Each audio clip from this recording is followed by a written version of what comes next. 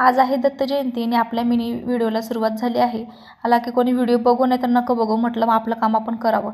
तर आजची दिवसची सुरुवात अशी झाली आहे बघा. आमचा कडपा मोडला आहे आणि तो नुसता मोडलाच नाही आहे तर एवढं मोठं फरशीचं तुकडं आहे बघा, जड माझ्या पायावरती पडलं आहे. आणि पायावरती पडलं तर इतकं दुखत होतं ना पाय, असं वाटलं आतमधून हाड मोडलं का काय.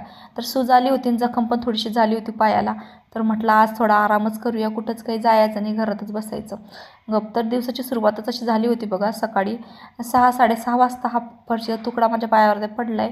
तर खूप जास्त दुखत होतं, कारण थंडीच्या टायमामध्ये थोडंसं जरी काही लागलं ना तर खूप जास्त त्रास होतो. त्याच्यामुळे म्हटलं भांडे घासून घेऊया आता, कारण काम तर आपल्यालाच करावं लागणार आहे, काय पण लागू दे नाही तर नको लागू दे. कप फुटला बघा. तर आज दिवसाची सुरुवातच म्हटलं अशी झाली का कपसुद्धा माझ्या हातून फुटला. आणि कप फुटला तरी शीता खूप ओरडत होती. म्हटलं भांडे वगैरे घासता घासता सोडली होती, कप फुटला तर व्हिडिओ करण्यासाठी. तर भांडे धुवून घेऊ म्हटलं. भांडे धुतत होतं बघा, पाणीच गेलं आज आमचं. गुरुवार आहे, गुरुवारी पाणी शक्यतो लवकरच जातं आमचं, त्याच्यामुळे पटपट आवरून घ्यावं लागतं. आणि मेन म्हणजे गुरुवारी दत्त जयंती असल्यामुळे आणि खूप जास्त गर्दी होती, त्याच्यामुळे पण खूप पाणी लवकर बंद केलं त्यांनी, म्हणजे संपलं होती वाटतं टाकी. तर टाकी संपली, म्हटलं किचन वाटा क्लीन करून घेऊया आणि आज कुठंच जायचं आणि घरातच आराम करायचा म्हटलं. असा मी विचार केला होता, पण देवाची इच्छा काही दुसरीच असते.